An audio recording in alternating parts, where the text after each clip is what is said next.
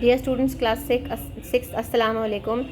Today's lesson is about your Oxford Broadway. Moving on to your lesson, which is Grateful Animals and Ungrateful Man. It is section 1 of unit 4. Let's move on to the lesson. We think human beings are helpful and grateful while we consider wild animals as evil and dangerous. Are we right in thinking so? Once a good man was passing through the forest. He looked for water and found a disused well means not used. When he looked when he looked in, he heard voices calling out to him. A lion, a snake, a goldsmith and a barber. Goldsmith जो सोने का काम करते हैं, barber नाई होता है जो बाल काटता है, had fallen into it and couldn't get out. The lion said, "Please help me get out of this well, and I'll not forget your good deed." The man said, "Just the thought of a lion makes me shudder." Shudder is shiver, डर के मारे कांपना. "If I take you out, you'll eat me up. You must be hungry." The lion said, "Oh no, I promise not to do you any harm. Please help me." With the help of some strong vines बेलें होती हैं, that were growing nearby, the good man pulled the lion out. The lion said, "Remember to visit me. I live in this forest. I'd like to give you something." Now 2 meanings have been given over here: shudder, shake with fear; vine, any climbing plant with long thin stems. Moving on to page number 91. "Before I go, let me give you a piece of advice, mashwara. Do not help those 2 men. They are evil." Then the snake begged the man to take him out. When the good man said he was terrified is scared, afraid of snakes, the snake too promised to do him no harm. He helped the snake out of the well. Before he went his way, he asked the man to think of him if he ever needed his help. The snake too warned him against helping the barber and the goldsmith. But when the barber and the goldsmith begged him to help him also, the good man relented, thinking relented is finally agreed. आखिरकार उसने मान लिया. They are human beings like me, and he let down some vines and pulled them out. They both thanked him over and over and asked him to visit them in the nearby city. Nearby करीब शहर था. They too promised to reward him. Reward है इनाम देना for his good deed. After his travels, the good man happened to visit the jungle again and found the lion. The lion was delighted बहुत खुश हुआ to see him, took him around and gave him a diamond ring as a present at parting. Parting मतलब जब वो अलविदा हुआ एक दूसरे से. Then the good man visited the city and looked for the goldsmith and the barber. They were all courtesy to him, बहुत अच्छी तरह से मिले. But when he showed them the diamond ring on his finger, they secretly reported him to the king. उन्होंने king को, बादशाह को शिकायत लगा दी छुप के. The king had a daughter who had been killed by a lion while on a journey in the forest. He had sent, moving on to page number 92, a town crier all around the kingdom to town crier जो है वो a person whose job was to walk through a town shouting news, मतलब खबर पहुंचाने वाला, all over the kingdom to announce that anyone who had any clue to her death, anyone who found any of her ornaments would get a reward. Now the diamond ring did belong to the king's daughter. The barber was now a kotwal, a bailiff. Bailiff is a law officer in the king's service, and he promptly arrested the good man, threw him in jail and tortured him. उसको बहुत अजियत पहुंचाई. The man told them over and over again that he was innocent and that the ring was really a gift from a lion. Who would believe him? The king thought he had killed his daughter and stolen the ring. So he sentenced the good man to death by beheading. उसे सजा मिली. क्या सजा मिली? Death sentence. किस तरह से? उसकी गर्दन उतारने का, उड़ा देने का हुक्म हुआ. In jail, feeling desperate, बहुत मजबूर होकर, it occurred to him to think of the snake, who at once appeared before him and asked, "What can I do for you?" मैं आपके लिए क्या कर सकता हूँ?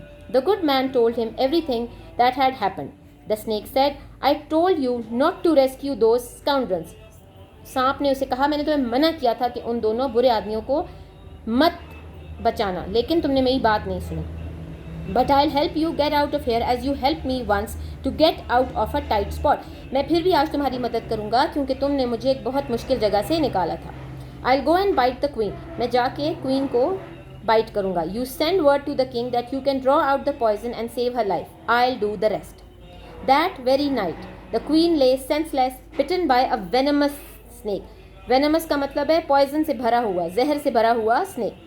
The king sent messengers everywhere for doctors and magicians. The queen was in agony, दर्द में थी, पेन में थी बहुत, तकलीफ में. And everyone thought her last hour had come. सब ने सोचा कि वो मरने वाली हैं. The next day, when the good man was about to be headed, जब उनका सर उतारने वाले थे, सर कलम करने वाले थे, as a last request, एक आखिरी ख्वाहिश के तौर पे, he offered his services to cure the queen and save her life. He was immediately sent for, and as soon as he was in a chamber, his friend the snake appeared. The good man made a sign to him. Immediately the snake put his mouth to the wound and drew back his own poison. The queen was well again. The king was pleased and grateful. बहुत खुश था बादशाह. But he was still angry with the man because he thought he had killed his daughter. वो अभी भी सोच रहा था कि इस आदमी ने उसकी बेटी को कत्ल किया है. The good man told his story again and again. He even called the barber and the goldsmith as his witness to tell the king how he had pulled them, as well as the snake, out of the well. But the goldsmith and the barber said they had never seen the man before. यहाँ पे हमें बताया जा रहा है कि इंसान की इंसानियत ख़त्म हो चुकी है, जबकि जानवरों में अभी भी बाकी है. In despair, नाराज़ होकर, खफा होकर, he wished the lion would come and confirm his story. As soon as he wished it, the lion arrived in the city with a great pride of lions. Pride of lions है वो अपने पूरे ख़ानदान के साथ, बहुत सारे शेर जब एक साथ होते हैं तो उन्हें pride कहते हैं. And the city was filled with their majestic roaring. The king and the citizens were amazed and terror-stricken. खौफज़दा हो गए थे, extremely frightened. The king was now convinced that the good man was telling the truth, and the lions disappeared. Although the barber and the goldsmith denied everything, उन्हें हर चीज़ पर ना किया, the king ordered them to be beheaded in the good man's place. Now moving on to the exercises. First is learn to read. Before I go, let me give you a piece of advice. Do not help these two men. They are evil. Who says these words to whom? The lion says these words to the good man who rescued him. Who are the two men? The two men are the barber and the goldsmith. Did the good man follow the advice? The good man did not follow the advice, and he helped all of them. Do you think it was good advice? Yes, it was good advice because the goldsmith and the barber were mean scoundrels.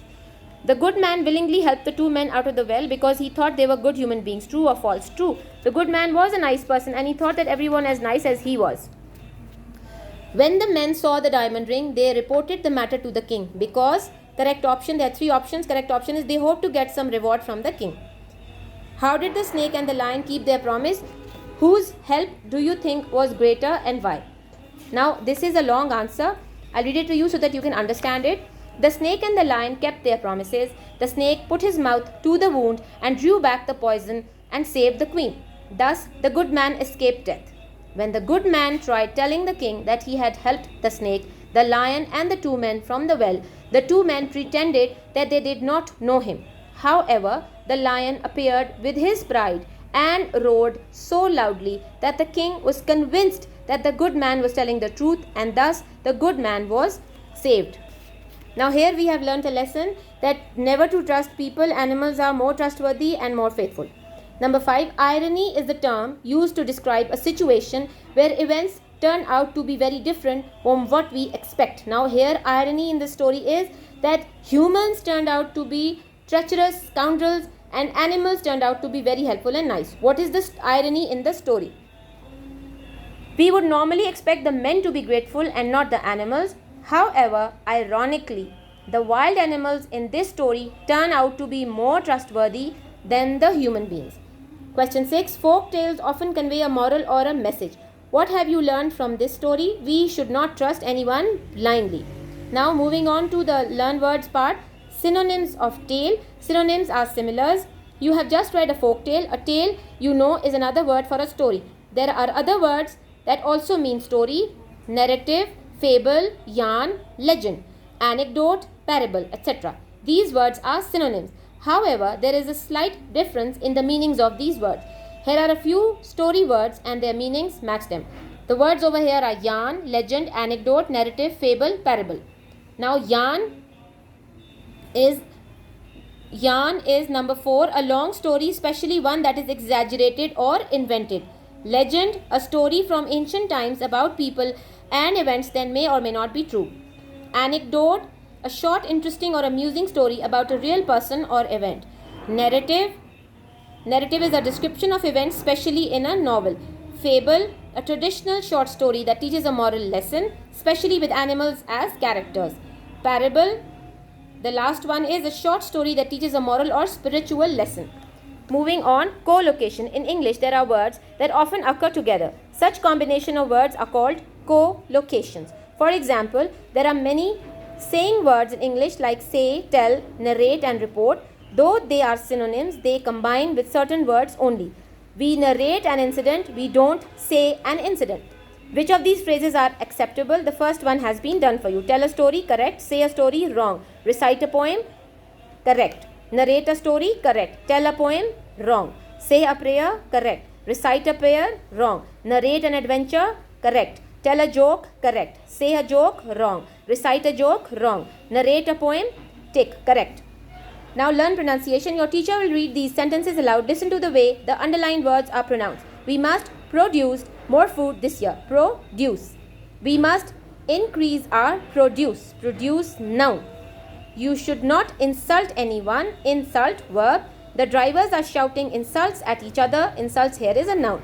In words that function both as noun and verb, the first syllable of the word is stressed when it is a noun and the second syllable is stressed when it is a verb. In other words, there is a difference in stress between insult as a verb and insult as a noun.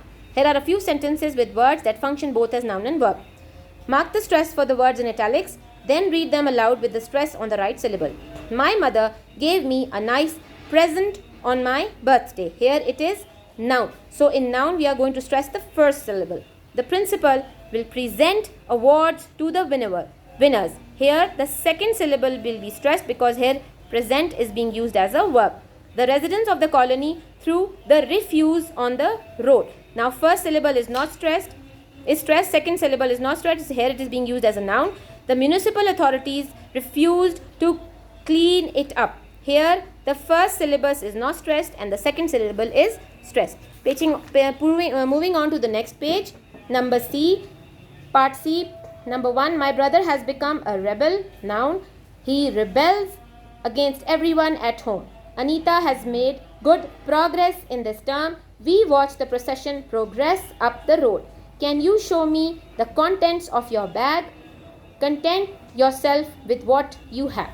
Here it is as a verb, here as a noun. Now learn grammar, must and must not. In this story, the animals told the good man that he must not help the two men because they were evil. The kotwal felt that he must report the matter to the king. The king decided that the good man must be punished. In these sentences, must is used A to show necessity and B to give instructions. Must is generally used to talk about the feelings and wishes of the speaker. Must can be used for giving orders or instructions for the future. Example, you must return the book in a week's time. You must wipe your feet when you come in. Here must can also be used for written instructions. Example, passengers must use the footbridge. Must not, mustn't. This is used to tell people not to do something to give very strong advice. Example, you must not or mustn't repeat this to anyone. The staff must not smoke when serving customers.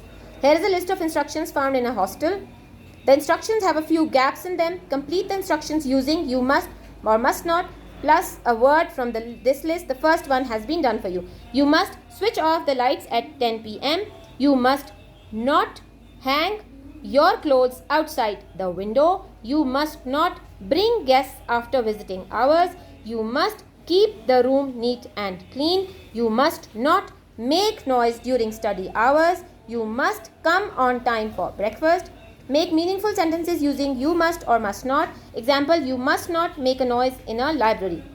You must not wear shoes or slippers in a mosque. You must keep to the left of the road while driving. You must not feed the animals at a zoo. You must carry an oxygen cylinder while climbing a mountain. You must not smoke in public places. You must not make noise in a library. You must buy a ticket before you enter a cinema. You must use the zebra crossing while crossing the road. Now I've completed this section 1 of Unit 4, Grateful Animals and Ungrateful Man. I hope you've understood it clearly. Please like and subscribe our channel. Thank you so much.